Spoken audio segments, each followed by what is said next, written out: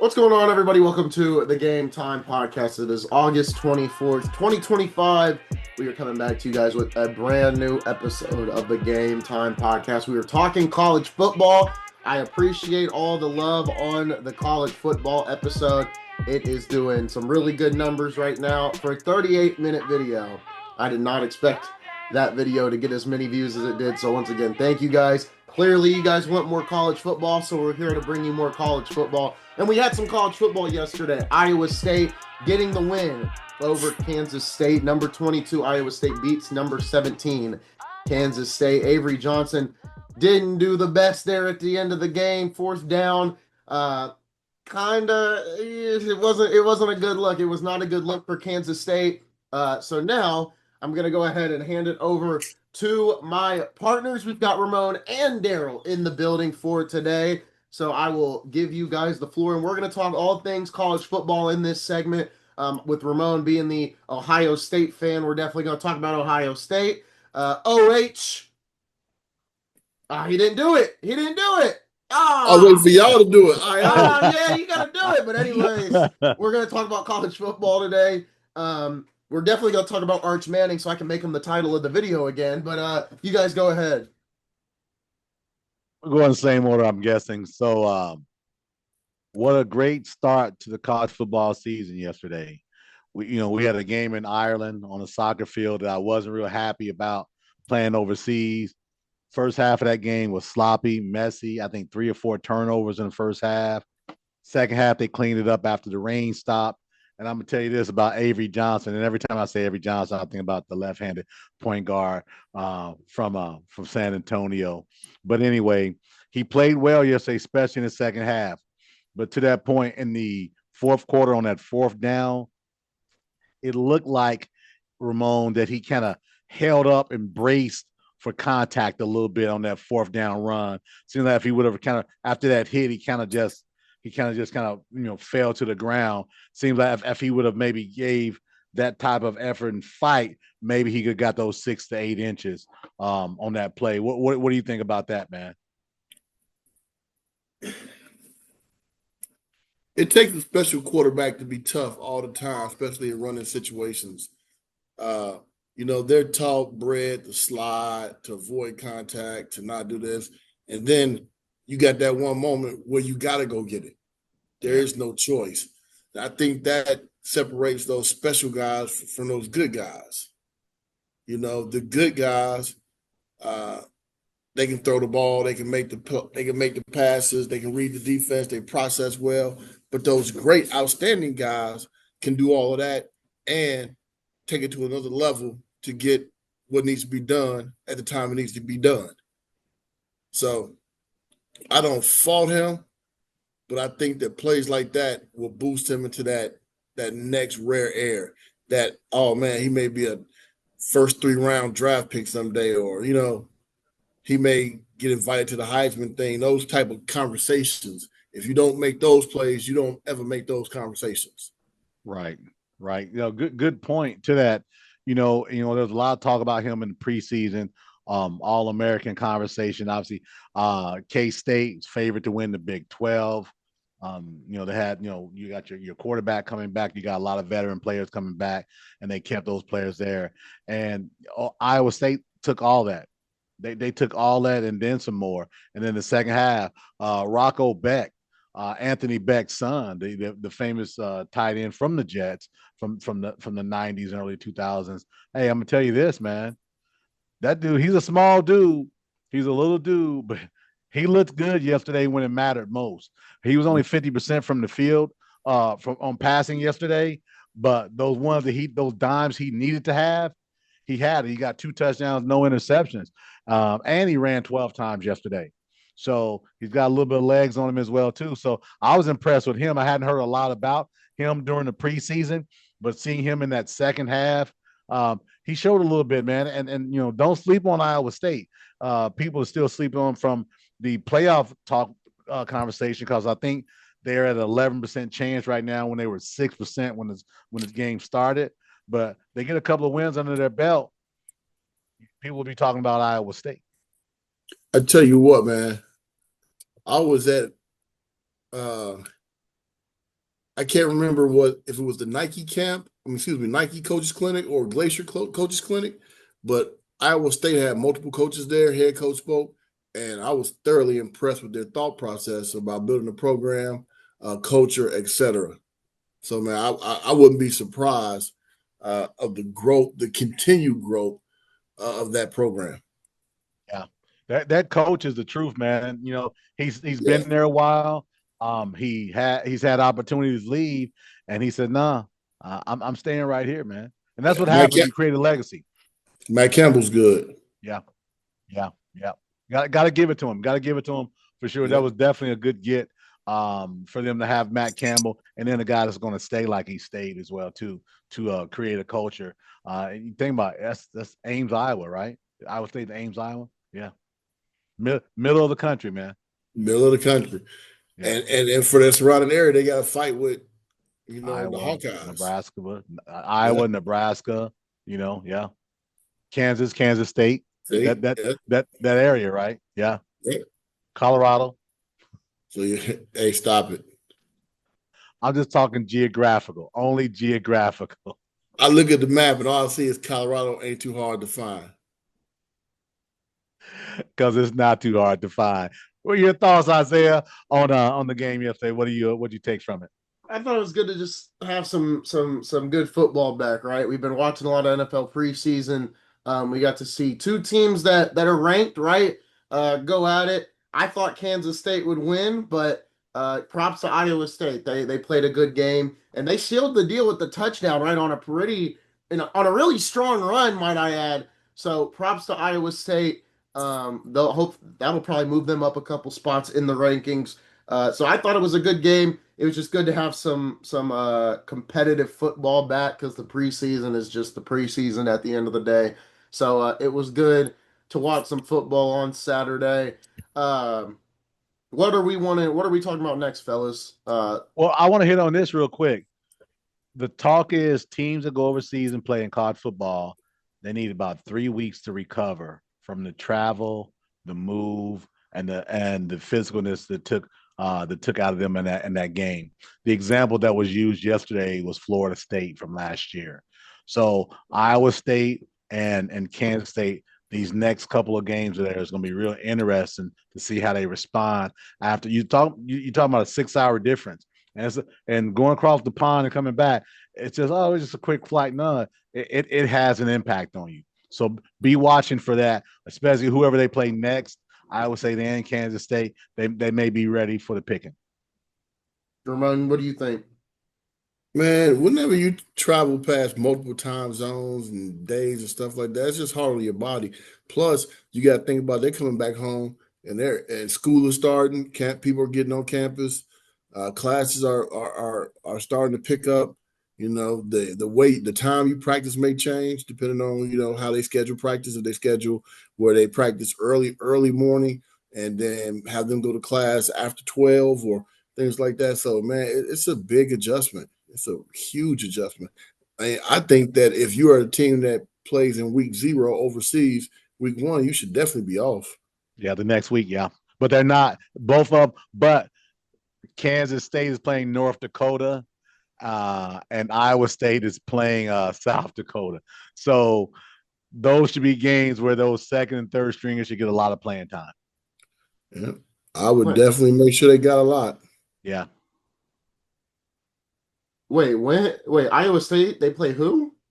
Iowa State plays South Dakota August 30th, this coming Saturday.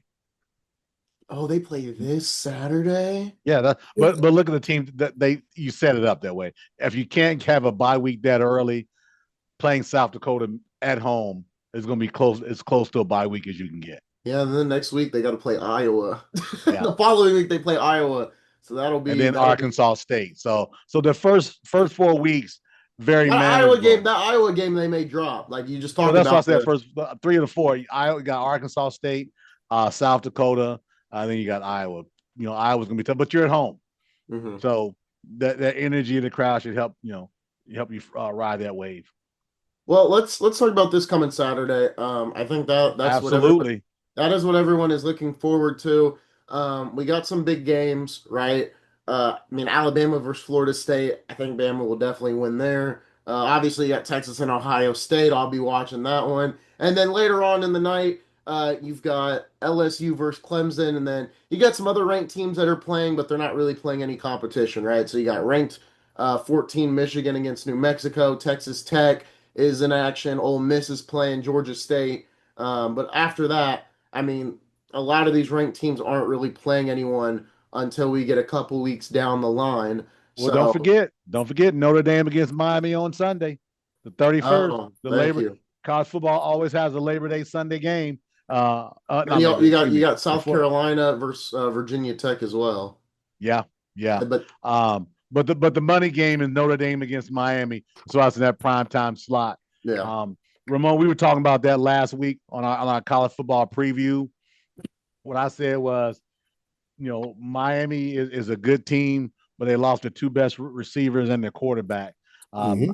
And they're going to be at Miami, but I think Notre Dame wins this game going away. I think Notre Dame would win it no matter if they kept the best quarterback and their two best receivers. I think Notre Dame is just a better program.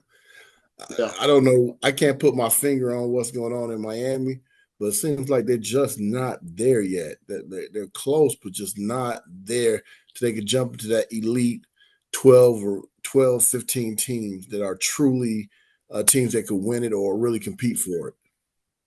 Yeah, no, good point there. It's some good. As I look at the schedule, it's some intriguing matchups. Obviously, I think the headliner is at noon on next Saturday. That's Texas against Ohio State.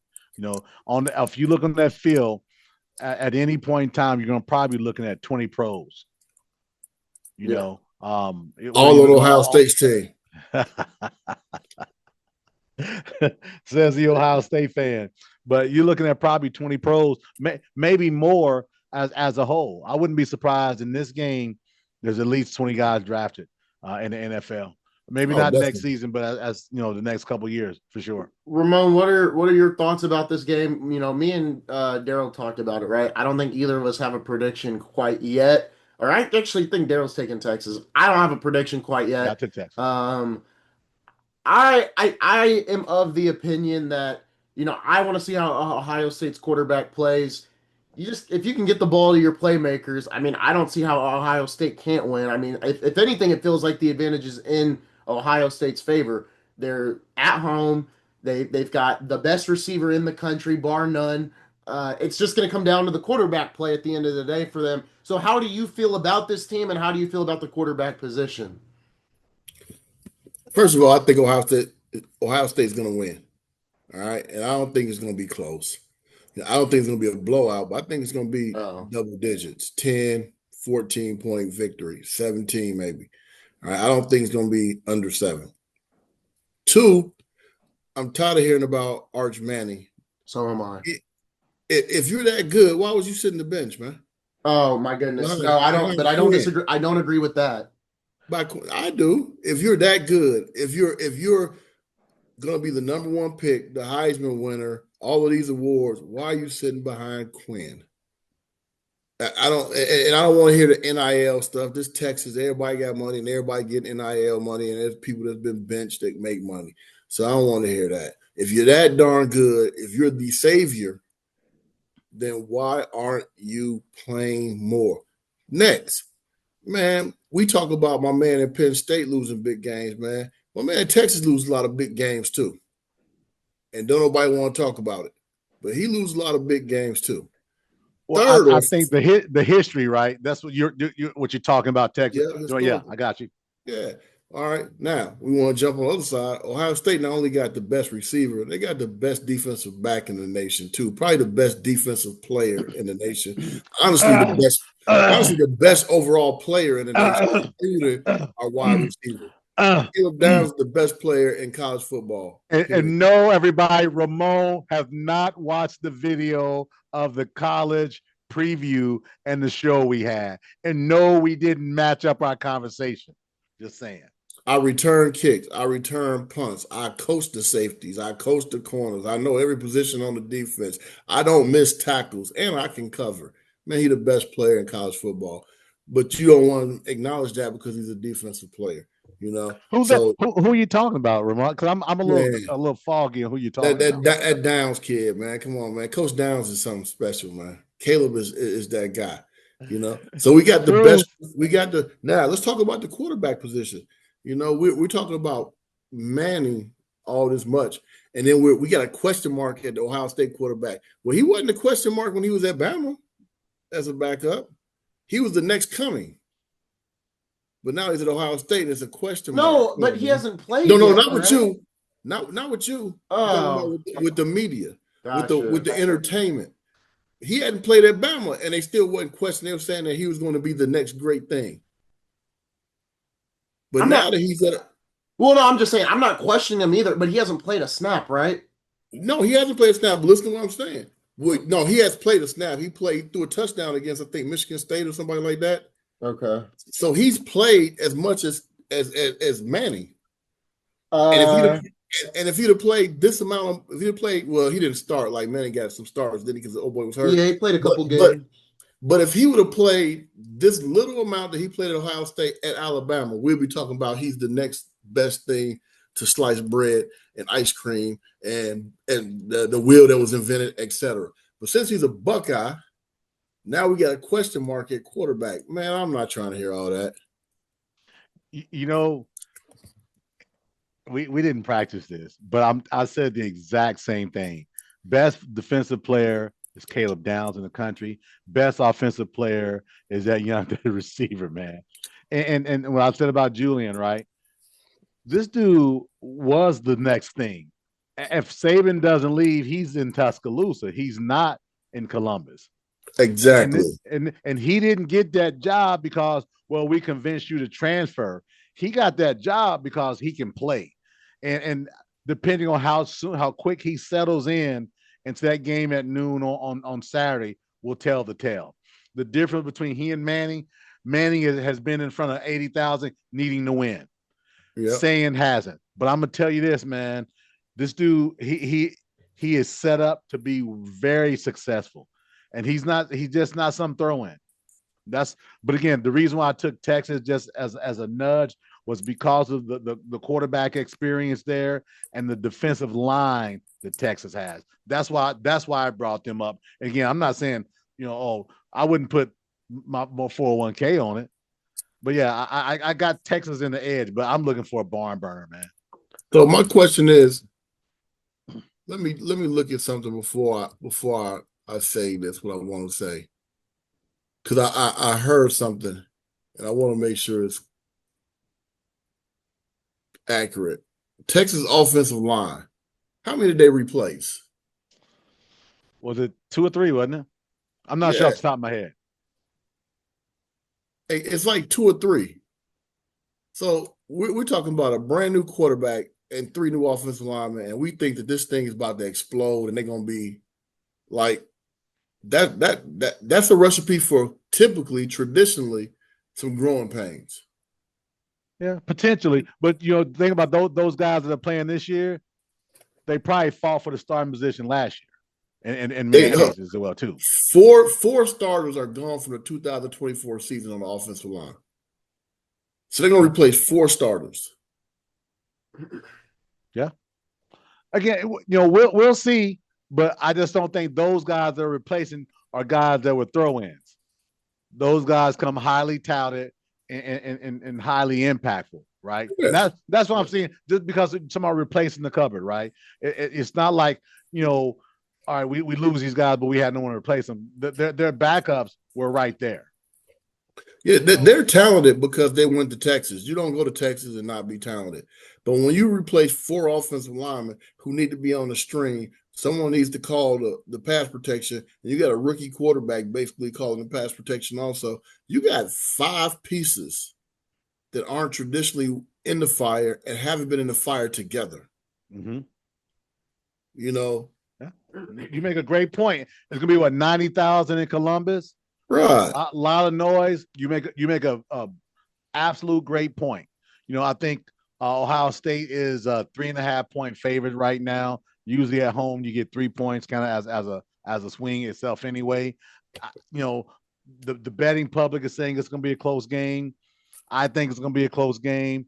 But yeah, I can see how Ramon would say, hey, as the fourth quarter comes, the wear and tear on the Texas line, those youngsters, yeah, maybe has an impact, or maybe they grow up right there in Columbus. It could, you just never know, right? You never know. Yeah, but I just think that's going to be get your popcorn ready game, and I'm not missing one snap of that game. It's going to be exciting. Are we buying into the Arch hype? Well, here's the thing. Like I said the same thing about last year. If he was that much better than Ewers, he would have started. But I don't think he was ever going to start over Ewers. Well, yeah, what I'm saying, I'm not on the Manning hype train. He's a Manning, yes. He's at Texas, yes. I think if Texas does what I think they're going to do this year, and he has a very good season, he could be the front runner for the Heisman because of the name. The Heisman doesn't always go to the best player. The name, the cachet, and all those things come into play.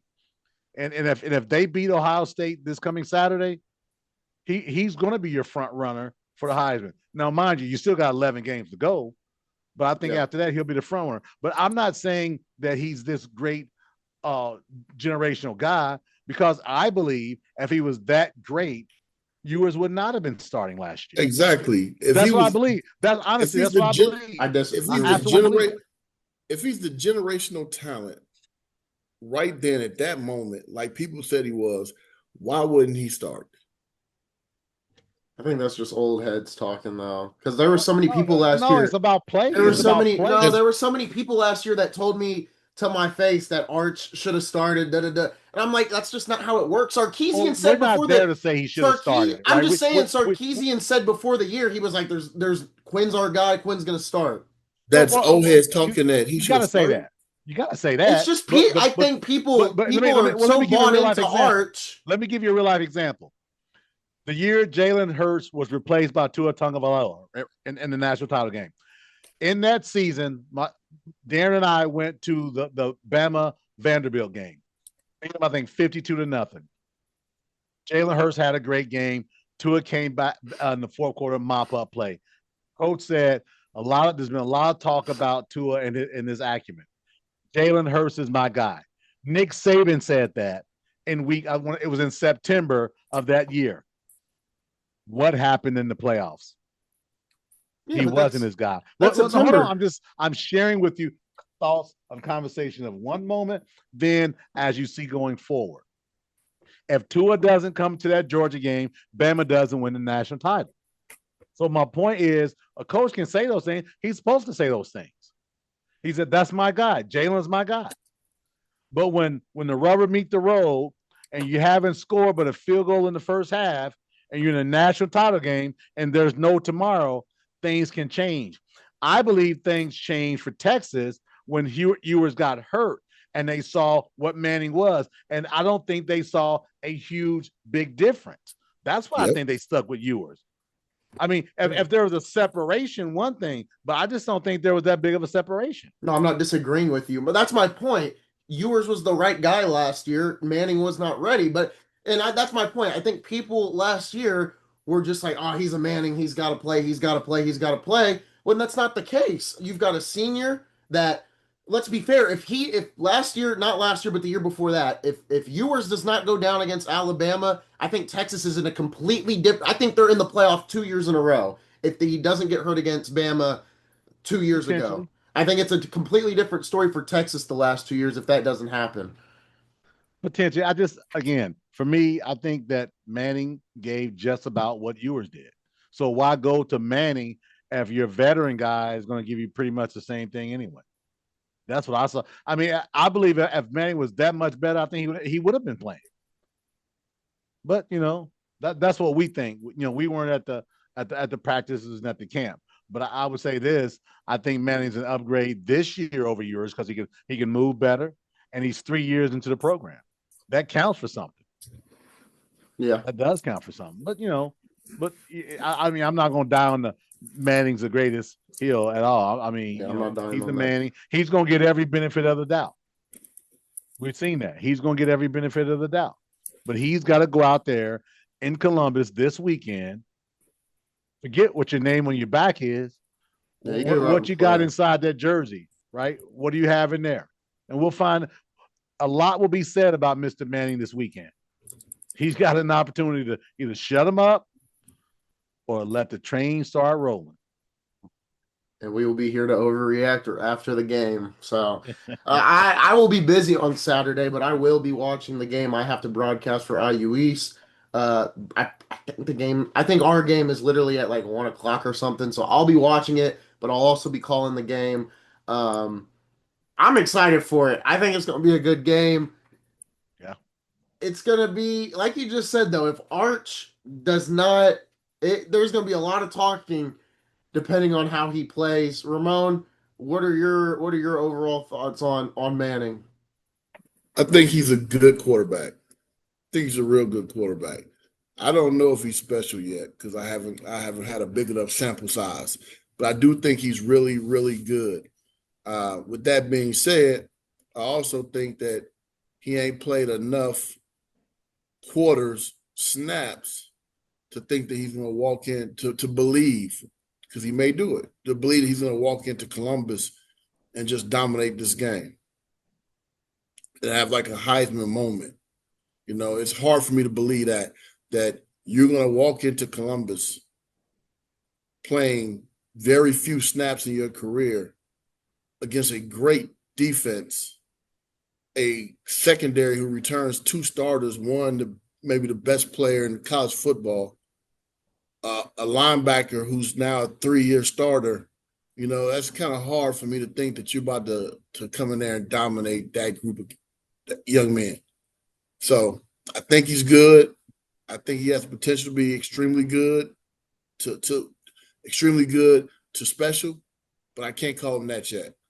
Yeah. Yep. Yeah. No, I agree with you. I just want to see how Saturday goes, but I am on the Jeremiah Smith train. I think Jeremiah Smith wins the Heisman. We were talking about it on the last episode, Daryl. You said Arch can definitely win it. I am pretty fully believed that if Ohio State gets him the ball enough or a lot, um, that Jeremiah Smith's going to win the Heisman. I don't see how he doesn't win the Heisman. I feel like, obviously it's a quarterback award, but I mean Devontae Smith won it a couple years ago. Jeremiah Smith, I don't see how he doesn't win it. I don't see how he does not win the award this year for sure when it comes to the Heisman. Well, you just said it. It's a quarterback award. That's the rub, man. You know, and no one who's worth their weight in salt thinks that the Heisman Trophy winner is the best player in college football.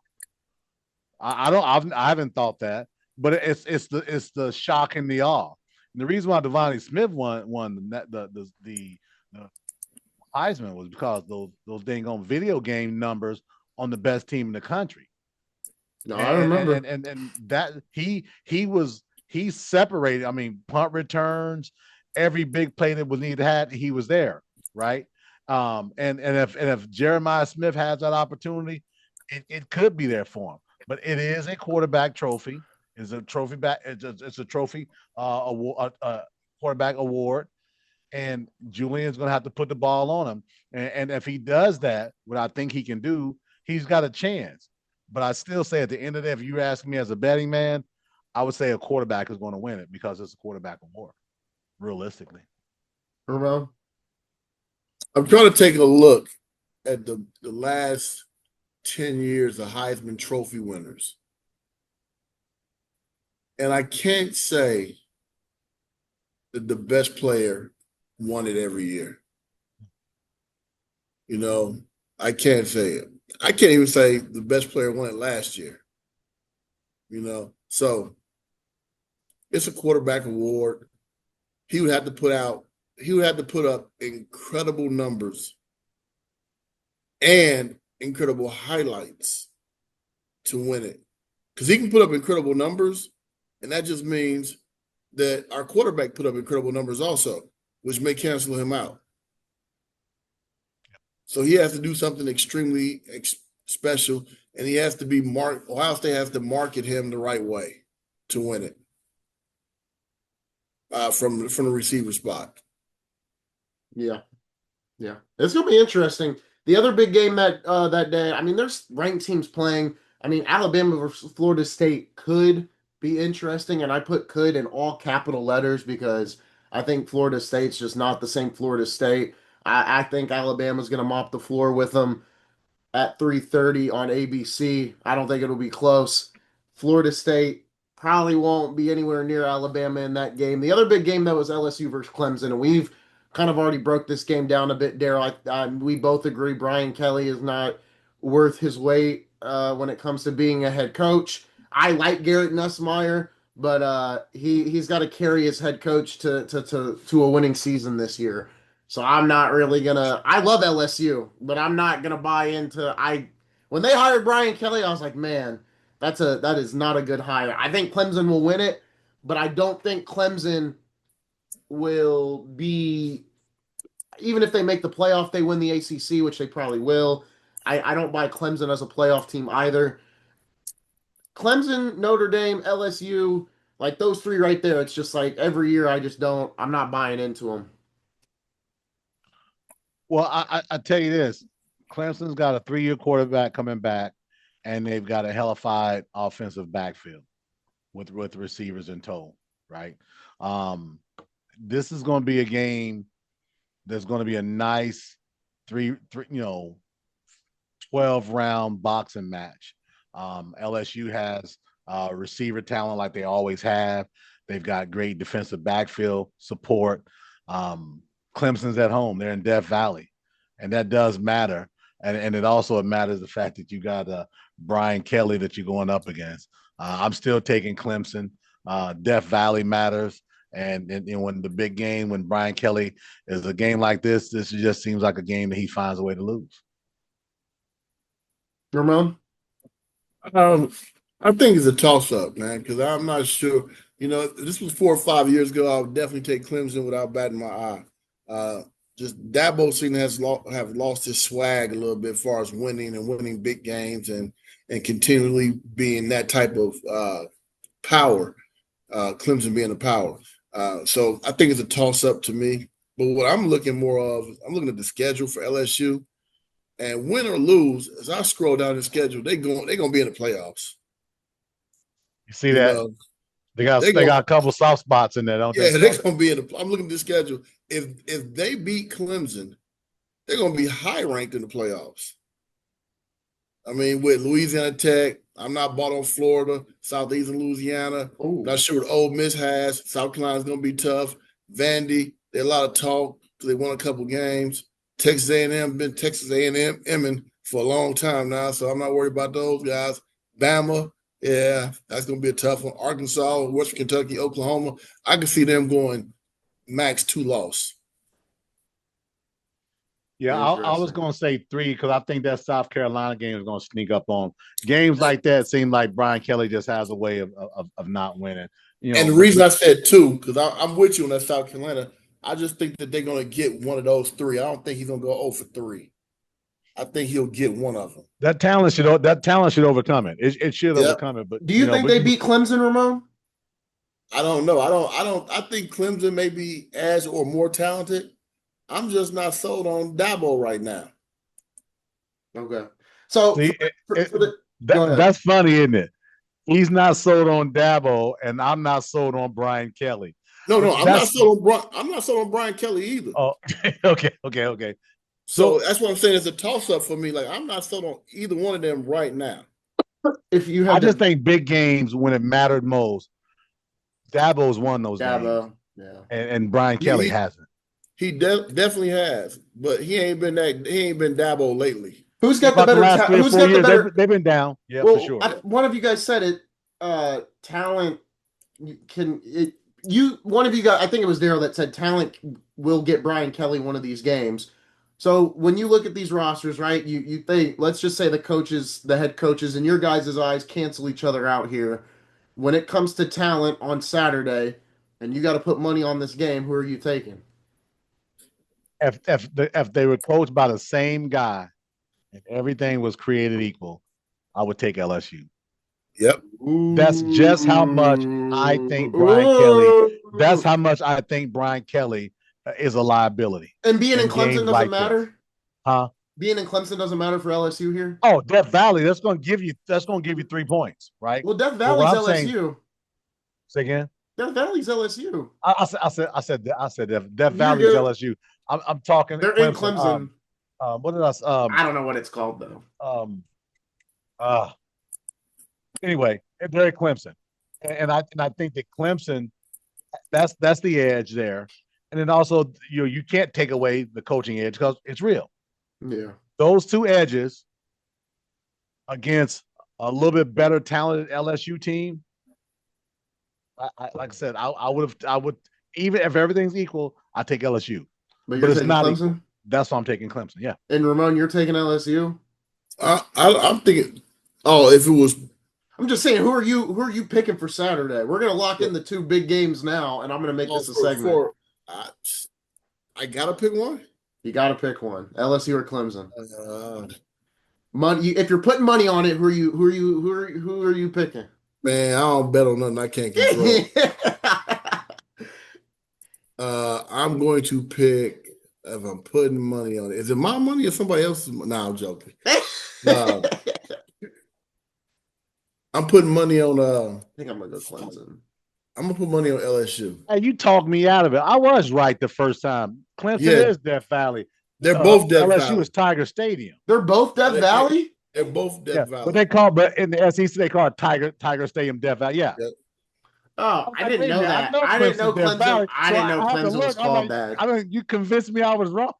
My bad. I just know LSU. I know LSU's Death Valley. Like I know Tiger Stadium. They got the eye of the tiger at the 50-yard line. That's the big thing that they're marking. Gotcha. Yeah.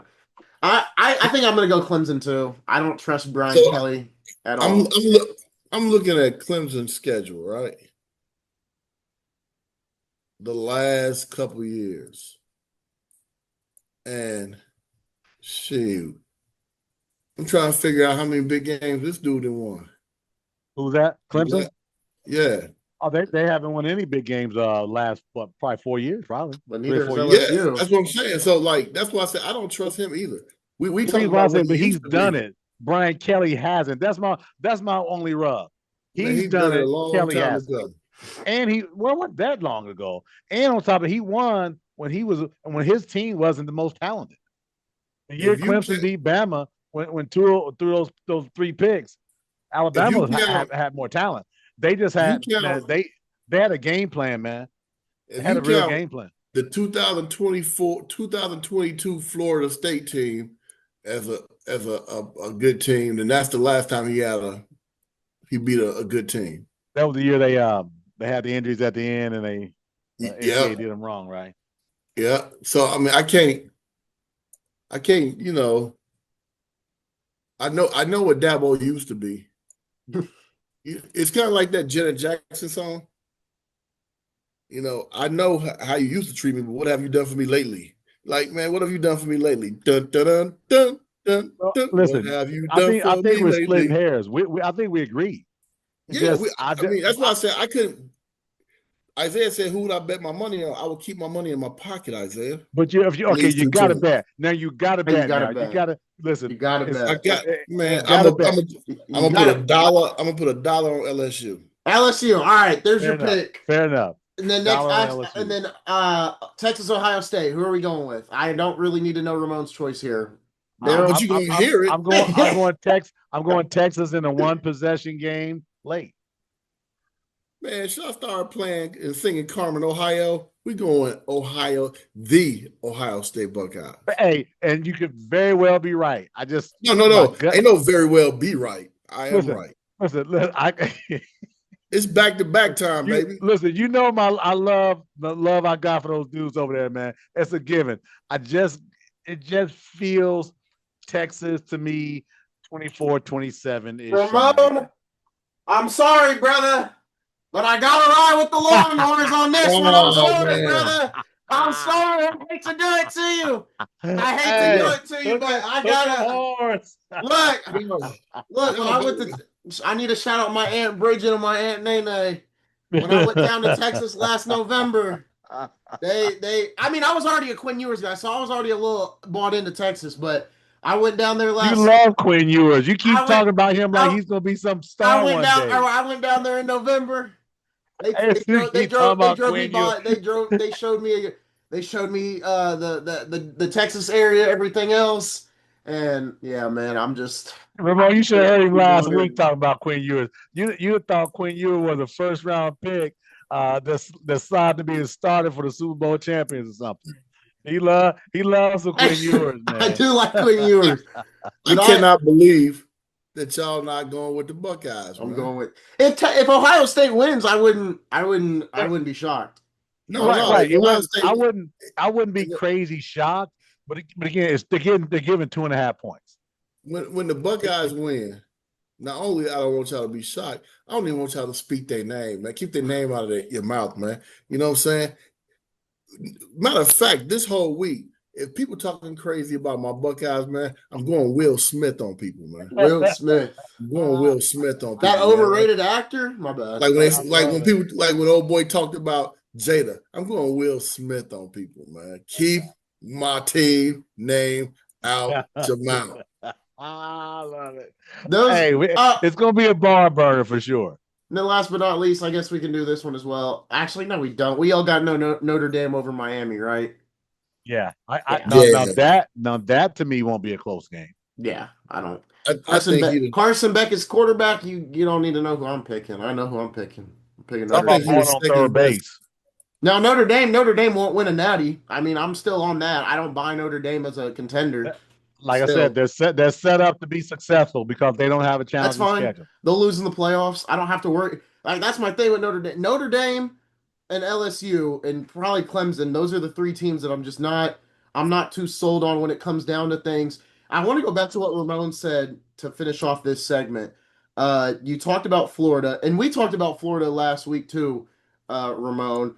And I think, and I kind of agree with Daryl. I think, Daryl, you said it last week, not word for word, but if Florida's schedule was not as hard as it was, they probably are maybe a playoff team this year, but their schedule is just so like that is a very hard schedule. Like that, I don't think I've ever seen the team have that hard of a schedule whatsoever. In you talking about Florida? The Gators, yes. I mean, you look at Florida, they could. I think they'd be a competitor for the SEC this year, but there's no way they're coming out of this season with 2 losses at maximum. Like they're probably gonna have 3 to 4 losses. They're over under 6.5. Like I think on paper their roster's really good. I think it can compete this year, and I like Lagway. They got a good quarterback. Lagway's great. They've had a couple of good recruiting cycles.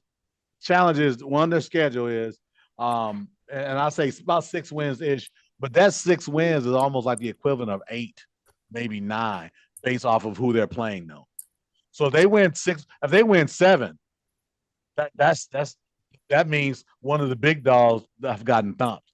And who do they play at home? You're looking at it now? I'm looking at the schedule right now. Like it's ridiculously hard for one team to play. I think they play all the top teams in the SEC. I think they play Georgia, Texas, Bama. I think they play those 3, and then I think they play. They don't play Bama. I see 3 tough games. No, they don't have Bama. I see 3 tough games. Georgia, Texas, LSU. Oh man, let me get LSU. Call out their schedule because I said 5, so we're missing somebody. USF, LSU. That's a win. That's a Miami, win. That's a win. Texas. That's a loss. Texas A&M. The Miami game is in Miami, though. Am I right? They're not beating. Yeah. They're not. If I'm just asking. If they lose to Miami, they don't deserve to be. I'm not saying they're going to win. I'm saying that's going to be a tough game because those guys everybody knows about. Well, you can shake your head if you want. What I'm saying is that those guys know each other. Florida, Miami's always been that thing. It's going to be closer because I'm not saying they're going to win. It's going to be closer than you think. You can dismiss them if you want. Everybody got those type of games on their schedule. I'm just talking about cats just dog like this team is really good. Almost you can't beat them. And I only see 3 teams. Like they got Texas Longhorns. Tennessee is going to be good. Tennessee going to be good, but they not like unbeatable. You can go in and beat them. No, I don't think any of these teams are unbeatable. What I'm saying just from a matchup perspective, they're going to have A&M at home. It's going to be a night game in A&M. That's going to be hell. Man, A&M ain't that good, man. That's like playing Illinois. Okay, fair enough. So I'm telling you, if for me, on my take on Florida, if they win 7 games, I'm exceedingly impressed with There's three. seven wins. I don't have a favorite in college football. There's 3 teams I root for. It's Texas, Florida, and LSU. I don't buy LSU this year. Florida hasn't been good in years, but I really hope they are good this year. And then Texas, it's more of a recent one, but I mean, it is what it is. I mean, I've always liked them, and I've always wanted to get back to that point. So it's good to see them back at that point. But those are usually the 3 I root for throughout the year, and I would love to see Florida get back to it but when I was little, which man, this you guys are gonna feel old. But when I was little and I was getting into college football, it was Florida with Tebow, and they were winning. So I think that's kind of where my Florida love came from at that point in time. So I was always kind of secretly had a fandom for him. But I agree. I just think it's going to be hard for Florida to get where they want to get to this year. But I think the SEC championship is wide open. I think it's Texas, Georgia, Bama. I think those 3 are obviously going to be in contention. I think Florida's looking for a way in. South Carolina's looking for a way in. All it takes is an upset. Huh? All it takes is an upset. Somebody's going to be at home looking forward to another game. Maybe somebody got suspended. Someone's hurt. All of a sudden, you look up, you lose 24-21 to a team you probably, at the beginning of the season, didn't think you were going to lose to. I think, I said, the prognosticators got Florida 6.5 wins. And I'm telling you, it's going to be a murderer's row. I'm not saying these games are unwinnable, but man, it's going to be tough. These cupcakes, 2-3 weeks in a row doesn't happen for them. can somebody pull up Georgia's schedule? I think that they're playing. I don't even know why we talking about Florida. Man, they ain't been good in years, man. So them winning 7 or 8 games is probably what they're gonna win because that's what they do. Well, no, I'm with you. What I'm saying is just from their schedule perspective, if they win that amount of games, that's going to be impressive because they don't have any major 2-3 game layups as we've seen for other schools. But you're right though. I mean, again, I don't think they're a threat to get in the playoffs and win any national title games. So Georgia, we've got they're at Tennessee on September 13th. They've got a bye week before Bama comes to Georgia. After that, they've got Kentucky at home. Then they get on the road to Auburn, back home with Ole Miss. Then they're on road to Florida. Then they're on the road to Mississippi State. Then Texas comes to Athens November 15th, right? Then they got Charlotte and they got Georgia Tech. Man, if Texas, I would take their schedule over Florida's schedule if I were. Yeah, I agree. Yeah. If I'm Who's that? Georgia? Yeah, I would take their schedule over Florida's schedule. I would they take got Tennessee, they got Austin Peay, they got Marshall, they've got Charlotte, they got Mississippi State, and they got Georgia Tech. I would take Georgia's schedule over Florida because I'm Georgia. Yeah. Texas, because they got Tennessee, they both got Tennessee. Let Texas lose to Ohio State. Georgia plays Alabama. Georgia plays Alabama. Georgia plays Florida, who y'all think is going to be pretty good. Georgia plays Texas, who's going to be that's 4 teams. But also don't forget you got Mississippi State in there. You've got they got Ole Miss, Austin Peay, Marshall as well in there as well. Too. For the SEC championship, are we? I think this year. I think we see a team. I don't think there will be a team coming into the SEC championship with 0 losses. I think somebody's going to. I think it's impossible. I think it's impossible for it could be 2 teams with 2 losses. I think I don't know. I really don't know. I think this season, you look at it, Texas is supposed to be that team, right? But there's not a team in the SEC where it's I think they're flat out in. That's not the case anymore. Because it's so evenly matched, man. So that's at the top end, right? The top 4. So you're right. I wouldn't be surprised if the winner of the SEC championship game has 2 losses. It wouldn't shock me at all. Is there any interest in South Carolina? And they got a quarterback. They got a real quarterback. They do have. If you got a real quarterback, you got a real chance, man. I think because like right now LSU's 9 and then South Carolina's down at 13. I'd take South Carolina over LSU right now any day for sure. I wouldn't. I would I would. listen. Okay, well, all right. But with the head coach, yeah, I'm definitely going South Carolina. LSU always has the talent, right? And I'm not saying they're national title winners. I'm just saying for them, if they play, I think they do. I'll take LSU and put some money on it as well too. Fair enough. Fair enough. I'm excited. It's gonna be a good season, folks. That is another kind of, I guess, second preview to college football. I don't know what I'm gonna title this one yet. Maybe I'll just say Ohio State versus Texas predictions, right? Because that's the big game. Ohio versus the world. Ohio State versus the world. It's going to be a fun weekend next weekend. We will have an immediate recap of next weekend on Sunday. So don't go anywhere. Make sure you're subscribed. Thank you guys for all the support. Once again, we are available on YouTube and YouTube Music. We will have a update on Spotify here very, very, very, very, very soon. We are working out the Spotify stuff week over week, but it is going to be done here soon. But that is going to do it, folks. We've got more NFL schedules coming for you guys next, so don't go anywhere. You're watching the Game Time Podcast.